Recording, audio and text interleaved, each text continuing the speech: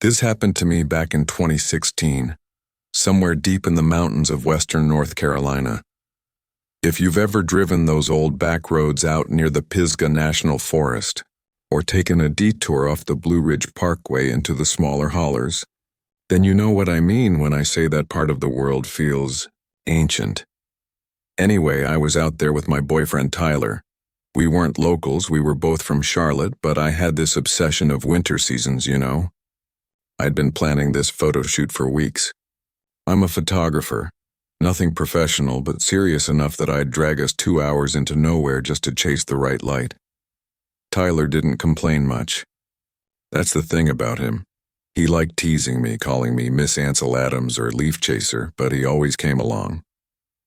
So when the map showed this so-called scenic river route, I made him take the turn. The road narrowed quick. No lines, trees crowding both sides like walls. The sun broke through in these shattered beams, and for a while it really did feel perfect. Cool air, burnt leaf smell, that faint sweetness of pine and rain. I remember leaning out the window with my phone, snapping pictures, just soaking it all in. But the farther we went, no cars, no houses. Just that lonely woods close enough to feel like they were listening.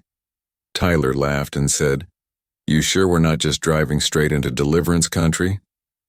I rolled my eyes, told him he'd be fine as long as he didn't hear banjos.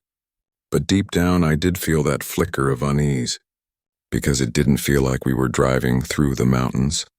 Then around a bend we came to this old one-lane bridge. Rusted iron trusses peeling white paint, boards showing through the pavement. Below it ran a river, dark and fast, foaming around gray boulders. That's when I said, "Stop, right here. This is perfect." He pulled over, half amused, half exasperated. "You're obsessed, you know that? We could have just taken pictures by the coffee shop pumpkins." "Pumpkins don't count," I told him. "This is real color. This is nature." When we stepped out, there's something about mountain air near water. It cuts straight through you, sharp and damp. I walked to the guardrail, holding my phone up, framing the shot. "Hold on," Tyler said. "I'll get closer." Before I could stop him, he hopped the guardrail. "Tyler, careful," I yelled. He just grinned up at me. "Relax, babe, I'm fine. Just getting the real shot." He picked his way down the slope, stepping from rock to rock, his sneakers slipping a little on the moss. I remember lowering my phone, this weird cold dread prickling in my chest. "Seriously," I said, "it's slick down there." He waved me off and crouched near the edge, aiming his phone. The wind shifted, carrying that smell of wet earth and decay. I shivered, but before I could say another word, crack. It sounded like a tree branch snapping, but it was the old log he stepped on. His foot slid, his arms flailed, and then he was gone. The splash echoed off the trees. "Tyler!" I screamed, running to the guardrail.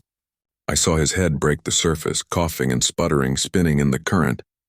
The river grabbed, pulling him downstream before I could even think. "Hold on." "I'm coming." I vaulted the rail, half slid, half fell down the muddy slope. My knees hit rock, my hands tore through roots and wet leaves. The bank was steep. Felt like the whole earth was trying to push me into that river. I hit bottom and started running, yelling his name, crashing through brush and briars, eyes locked on flashes of his jacket between the trees. The current was fast, angry fast. Every few seconds I'd lose sight of him, then see his hand reach up again, further away each time. About half a mile down, the river widened into this bend full of driftwood and deadfall. I burst out of the trees, gasping, scanning the water. Something moved on the opposite bank. I thought it was him, but then it snorted. What stepped out of the brush wasn't human. It was a hog, a huge one. Its body was dark and matted with mud, bristled hair standing up in ridges. Tusks curled out from its snout, slick and yellowed. Its eyes, God, those eyes, black and flat like stones. Behind it, another smaller one stepped out, but just as mean-looking. I froze. I didn't even breathe. My brain was still screaming Tyler's name, but my mouth wouldn't open. The big one pawed the ground, shoulders rolling like a bull. And that's when I saw the reason it was angry. Off to the side, half covered in leaves, was a deer carcass. Its ribs were torn open like someone had peeled it apart. The smell hit me next, blood and rot thick enough to make my eyes water. I must have made a sound because the hog's head snapped toward me. It squealed high and sharp and charged. I ran. I didn't even look where I was going. The woods exploded around me, branches snapping, thorns tearing at my jeans. Behind me, I heard it crashing through the brush. Grunting, snorting, closing in. I veered toward the river, slipping on the mud, heart pounding so hard it hurt. I hit a slope and slid, landing hard on my hands. Pain shot up my wrist, but I didn't stop. I scrambled toward this big fallen log that was half over the water. I climbed up, skinning my palms on the bark. The hog hit the log from below. Bam! And the whole thing shook. I almost fell into the river. It backed up, snorted, then rammed it again. The log cracked under me, splinters biting into my legs. I clung on, whispering prayers I didn't even believe in. Another hit. The wood groaned, ready to split. I kicked down blindly, my boot connecting with its snout. It squealed and stumbled back, buying me maybe 2 seconds. I crawled higher, tore my jeans on a branch and leapt off the far side into the shallow water. I forced myself up and splashed forward. The hog followed, crashing into the river behind me. I reached a cluster of rocks midstream and pulled myself up, skin scraping raw. The hog stopped at the edge, pacing, glaring, huffing steam in the cold air. Its smaller partner joined it, squealing. They didn't cross. They just watched. I stood there shivering, my teeth chattering so hard it hurt, staring back at those two monsters. Then I heard something over the roar of the river, coughing. Tyler?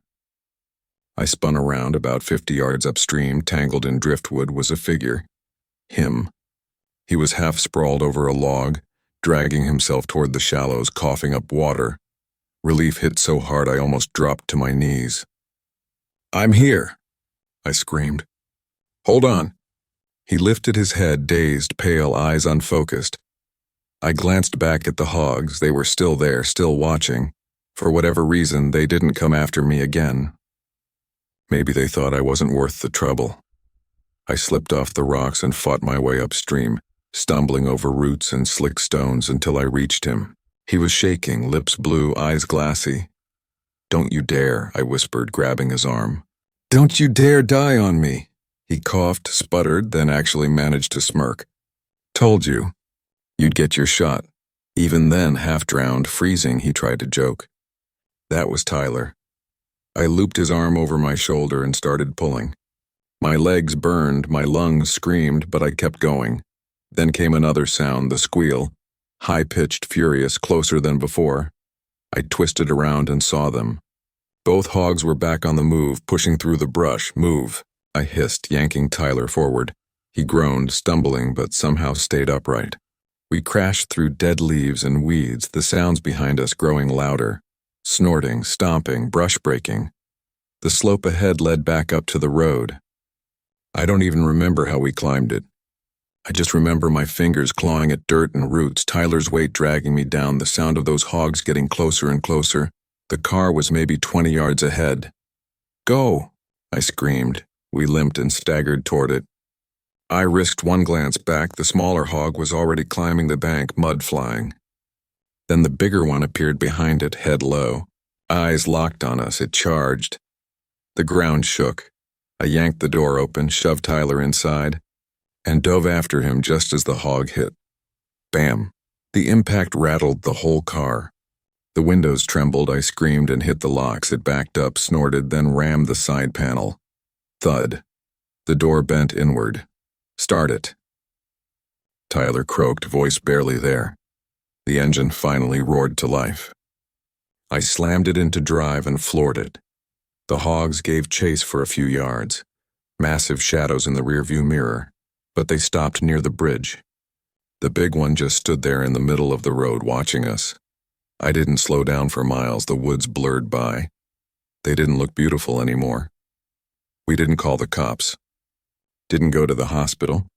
Tyler swore he'd never go near a river again. I don't blame him. People think the scariest things in those mountains are the ghosts and old legends. But I've seen what's real. This happened somewhere deep in the Appalachian woods. I couldn't tell you the exact spot even if I wanted to. Those hills all start to look the same after a while. But I'll never forget the feeling, that bone-deep cold, that sense that something ancient was awake out there with us. We were just Boy Scouts back then. Me, Kyle, Tanner, and about 10 others. That meant rules, merit badges, and campfire songs. But when the sun dipped behind those black mountains, it meant something else too. Freedom, mischief, and sometimes danger. That weekend it was late fall. The kind of cold that stings your lungs when you laugh too hard. The forest floor was thick with wet leaves, gold, brown, and red. Our troop leaders sat by the fire sipping their instant coffee and talking about work, wives, and mortgages. Typical grown-up stuff, but the woods? The woods were ours. We played games, roasted hot dogs till they were black and set marshmallows on fire just to see who'd flinch. God, it was pure stupid joy. That kind of joy only exists before you learn how cruel the world really is. When the fire started to burn low, Kyle, always the loud one, yelled out, "Flashlight tag!" The leaders barely looked up. "Fine," one said, "but stay in the tree line. Don't cross the creek and don't go past the ridge." We promised we wouldn't. We lied, of course. We scattered into the woods, flashlights in hand, hearts racing. The beams darted between trees, bouncing off bark and wet leaves. Our breath came out in clouds, ghosts chasing us through the dark. For a while, it was perfect chaos. Boys shouting, tripping, tagging each other. Later, then I noticed a light that didn't belong. It wasn't one of ours for sure. It was steady, low to the ground, and it had this dull, yellowish color that none of our flashlights had. It moved slow. Way too slow, just gliding between the trees. I thought it was maybe one of the leaders coming to tell us to head back, but it didn't act like them either. It never called out, never laughed, just hovered there, sweeping side to side like it was searching. I froze. "Who's that?" I called out. No answer. Everyone else kept running, shouting, laughing. But I stood there watching that light move closer. And then, it stopped. Right on me. And before I could even breathe, it blinked out. Gone. You ever feel your stomach just drop? Like your body knows something's wrong before your mind catches up? That's what it was. I told myself it was one of the guys being clever, but deep down, I knew. That light wasn't one of ours. Minutes later, everything went to hell. It started with Tanner. He screamed, a high, panicked sound that didn't fit the game at all. When we swung our flashlights his way, we saw him on the ground, kicking and thrashing, and over him was a man, a tall, skinny man with a dirty jacket and hair over his face. His light was gone now. We thought it was a joke at first until he turned his head toward us. My beam hit his face for a split second, hollow cheeks, pale skin, and eyes set too far apart. He just breathed. Then he smiled. It wasn't the smile of someone playing around. It was the kind of smile an animal gives before it bites. We rushed him, all of us yelling. He shoved us back like we were nothing, just nothing. I hit the ground so hard my light went rolling into the leaves. When I finally grabbed it again, he was gone. Tanner was crying, whispering over and over. He grabbed me. He grabbed me. The game was over, but the nightmare was just starting. The forest had gone too quiet. That's when we heard footsteps behind us. Crunch, crunch. We spun around, but there was nothing. Then another sound, off to the left this time. He was circling us. Someone screamed, "Run!" And that was all it took. We scattered. I tore through the brush, my breath catching in my throat. Every few seconds I looked back, nothing. Then I heard one of the boys scream. I turned just in time to see him on the ground with that man crouched over him.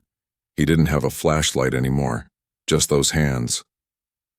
Long, shaking hands that gripped the boy's face and pressed his mouth shut. We charged again, swinging lights, sticks, whatever we could grab. I remember the crack of plastic against his head. He shoved us back again and vanished into the dark. We ran for camp. The trails all looked wrong, twisted. The trees leaned in close, then another scream ripped through the night. We found two boys backed up against a log, lights shaking in their hands, and in front of them, him, that face again. White as chalk, eyes wide, mouth half open. He lunged, knocked their lights to the ground, and grabbed one kid by the collar. We didn't think. We just attacked, kicking, screaming, crying. I hit him once in the ribs, then again hard enough to hear the crack. He hissed and swung at me. I felt his nails rake across my jacket. Then I hit him one last time, right in the middle of legs. He dropped, rolled, and vanished again into the trees. For a few seconds, there was only silence, then the footsteps came again. Fast this time, louder. A booming voice through the dark. "Boys!" It was Mr. Raymond, our scoutmaster, with Mr. Lewis right behind him, red-faced and gasping. We ran to them, crying, shouting, trying to explain. He grabbed me. "He was in the trees. He was right there." The leaders split off, searching, yelling threats into the dark, but that man was gone. That night we packed up camp. No arguments. No questions. The leaders checked every tent, every path. Mr. Lewis kept muttering, "A son of a bitch." Some of us swore we saw that yellow light again in the distance, sweeping side to side through the trees. By dawn, we were gone. The leaders didn't even bother with breakfast. We just loaded into the vans and left. Back in town, they told the parents it was some drifter. Just a homeless guy spooking kids in the woods. The police looked into it, but they never found anyone. Maybe that's true, maybe. But I've spent my whole life in these mountains, and I know what I saw. That man wasn't lost. He wasn't hungry. This happened to me back in late November of 2019. In the mountains of western North Carolina. Deep in the backcountry, I grew up hunting those woods. And I used to think I knew them better than anywhere else in the world. I still go back and forth on whether I was unlucky or just chosen. You see, I've been hunting since I was old enough to walk. My dad taught me how to track deer, how to tell a fresh scrape from an old one, how to move quiet and stay downwind. I learned early that the forest talks if you listen close enough. The woods don't feel alive anymore that time of year. The color drains out of everything. The leaves are gone. I always told myself that's what makes deer season special. But that morning, it wasn't peace. It was waiting. I parked my Ford pickup off a logging road, way farther than most hunters bothered to go. I liked the backcountry, less human noise. I remember stepping out and it was so cold it burned. It was around 6:30 when I started climbing. I moved slow, careful not to crunch too loud on the leaves. The woods up there feel older, heavier. I followed a game trail that cut uphill toward a narrow ridge. By 9, I'd found prints, fresh ones. Deep hoof imprints crossing the slope, wet around the edges. I was focused, locked in. Rifle loose in my grip, my boots biting down into frost. Then, oh God, I heard footsteps. You ever hear a sound that feels like it goes straight into your bones? That's what it was. Steady, measured, heavy enough to break twigs, but not crashing. It was close, too. Maybe 10 yards behind me, then I thought, okay, another hunter. No big deal. We all get turned around sometimes. So I called out, "Hey, you got eyes on me?" My words just sank. The fog ate them. Nothing came back. I waited. 30 seconds. A full minute. No sound but the wind brushing through bare limbs. Now I know what you're thinking. It's probably just my nerves. Happens to a lot of hunters. Your brain plays tricks on you when you've been alone too long. So I started walking again. But the sound came back, same rhythm, same pace, 10 yards behind. Every time I stopped, it stopped. When I moved, it moved. That's when the unease set in. You can feel eyes on you in the woods. You know when something's watching. I turned around slow, scanning the trail behind me. Nothing. Just fog and trees. I raised my voice again, louder this time. "Who's around me?" Still nothing. And that's when I realized it. The prints I'd been following were gone. I crouched down, brushing aside the frost to find them. I straightened so fast I almost lost my balance. My rifle wasn't for deer anymore. It was for whatever was following me. The woods went dead quiet then. I started walking faster, rifle tight across my chest. My boots slid on frosted leaves, but I didn't care. I just wanted distance. You have to understand, a real hunter doesn't stalk another man like that. Not without calling out. It's the first thing they teach you. Blaze orange is mandatory for a reason. I thought maybe I was losing it. Maybe I'd been out too long without food, or maybe the cold was messing with my head. So I decided to loop around, cut off trail, and circle back uphill to see if I could catch them coming through the fog. 10 minutes passed. Silence. Then 20. I started thinking maybe I'd shaken them. Then, crack, a twig snapped off to my right, close, too close. I dropped to a knee, rifle up. Through the trees I caught a flash, a strip of blaze orange behind a trunk. "Hey," I shouted. "You tracking?" No answer. The orange flicked sideways, then disappeared. I stayed kneeling there, finger twitching on the trigger. I knew better than to fire blind. That's how people die out here. But that silence stretched so long it felt like it might never end. Finally, I started backing away, slow and careful. That's when a rifle cracked. The bullet didn't hit me, but I heard it. The branches above and tore bark loose that rained down on my face. I hit the ground, ears ringing, taste of dirt in my mouth. Could have been a mistake, misfire. Someone taking a bad shot at a deer. But there hadn't been a single sign of deer for miles, and the timing, right when I thought I'd lost them, and that wasn't random. I crawled behind a log and peeked over it.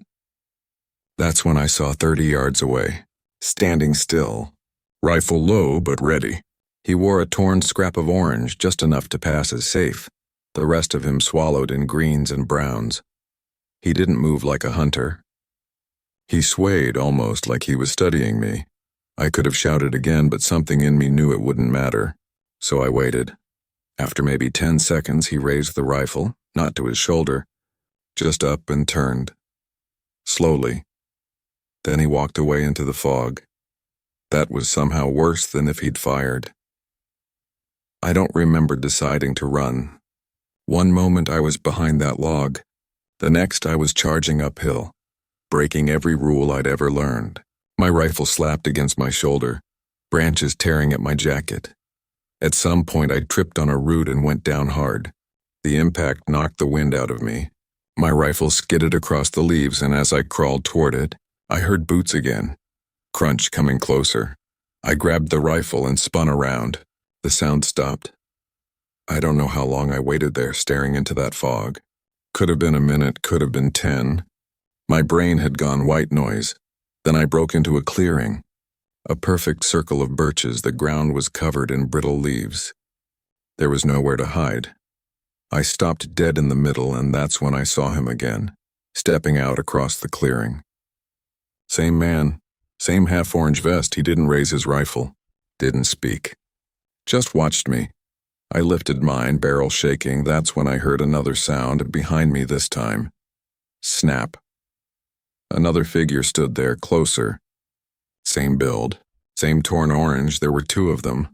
My gut went cold. They just stared. The one across from me tilted his head slightly. The other shifted his weight but didn't raise his gun. And then, without a word, both men turned and walked back into the trees. I didn't move for a long time. My body felt locked. They hadn't shot me.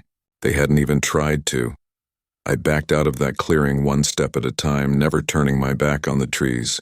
I started running. Didn't matter what direction. My only thought was the truck. I just ran blindly towards my truck. I jammed the key into the ignition, fired up the engine, and tore out of there. I didn't look away from the rearview mirror. Maybe I wandered too close to private land. But the thing that doesn't sit right, the detail that wakes me up sometimes, is how quiet it was. Just silence, like they never needed to leave. I haven't hunted since that day. I don't know why, but inside me something changed now, and somewhere out there, there is nothing sits right to go there again. What I'm about to tell you happened to me last October, right around the middle of the month, and the reason I'm finally talking about it now is because this week, it's been raining again. The same kind of rain, heavy, endless. I don't know what it is about storms, but they drag me right back to that time, back to what I saw in those woods. So yeah, maybe it's time I finally tell it.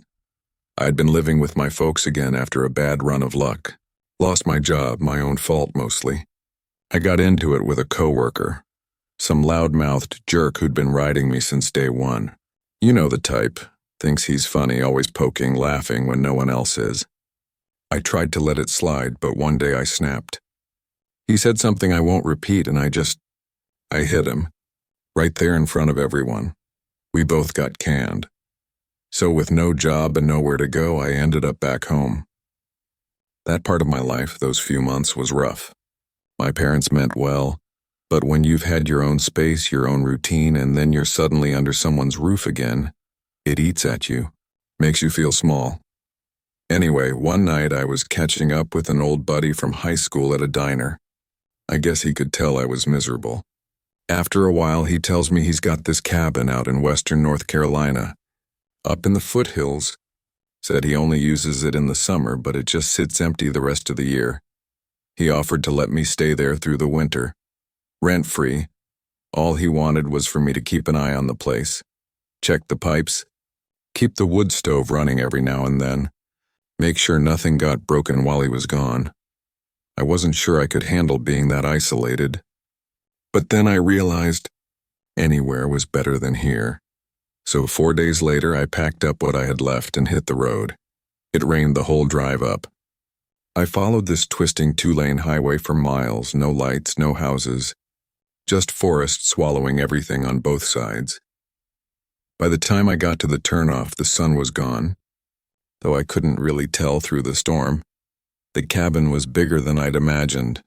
Solid wood, stone chimney, and a wide porch. Inside, when I lit the fireplace, it came alive in a way that made me feel safe, for a while anyway. The first few days were bliss. I'd wake up to fog rolling through the trees, make coffee, read by the fire, and just listen. You can't really understand the silence out there until you've lived in it. It's not empty. It's alive. The rain never really stopped. I'd take walks during breaks in the storm just down the path or to the edge of the creek. The woods were thick and dark. You could smell the rot, the wet earth, that old smell of decay that tells you nature's always reclaiming. At night, I'd sit near the fire and listen to the rain on the roof until that one night. It must have been around 4 a.m. when I woke up. The fire was still burning low. I thought the noise that woke me was thunder. But then I heard it again, something breaking. Glass. My brain was foggy at first. I was lying on the couch with a blanket pulled over me, and it took a few seconds before I realized the window above me was still open. Then I noticed the floor. Right there in the soft light from the fire were footprints. Wet, dark, muddy. They started right at the couch, which meant whatever, or whoever, had come in had climbed through the window directly above my head while I was asleep. The prints weren't mine. They led toward the fireplace, and then toward the smaller couch across the room. The thought that someone had sat there watching me while I slept made my stomach twist. I followed to the kitchen where the noise had come from. My heartbeat was pounding so hard I could feel it in my throat. I didn't want to move, but something in me said I had to. I crouched near the fire, grabbed the iron poker, and listened. That's when I heard breathing. Not normal breathing. Quick. Uneven. A kind of half-sob. Half-wheeze. I froze. Then just as I shifted my weight to get a better grip, my back hit the wall with a soft thud. The breathing stopped. The only thing left was the hiss of rain and a low rumble of thunder somewhere far away. And then it moved. Something shot out of that kitchen faster than I could process. It crossed the living room in a blur and crashed through the window on the far side of the cabin. For a second, I thought maybe it was a person. But no one moves like that. No one runs like that. Its shape was wrong. Its back twisted, but its arms moved too fluid, too long, like its joints weren't in the right places. It wasn't animal, and it wasn't human. I'll never forget how fast it was. It hit the ground outside with a heavy thud and was gone, vanished into the black wall of trees. I must have stood there for a full minute, shaking, staring at the shattered window. I could see my own reflection in the dark glass shards. Then I saw them. Two faint, glowing eyes. They were deep in the tree line, just barely visible beyond the light from the fire. Sickly yellow, and they weren't moving. They were locked on me. I slammed the window shut and started bolting everything I could. Every latch, every door, every shutter. I could barely think straight. When I went back to the kitchen, the floor was littered with broken glass. Two glasses had shattered on the tile, and there was something smeared there, thick, black, and sticky. I didn't want to touch it, but when I got closer, I swear it smelled like burned metal. I stayed up the rest of the night sitting by the fire with that poker in my hands. When morning came, the forest outside looked normal again. I cleaned the place up, wiped away the muddy prints, packed my bags, and got the hell out. When I got back to town, I told my friend everything. Said he'd never seen anything like that up there, but he'd check it out next time he went. I don't think he believed me.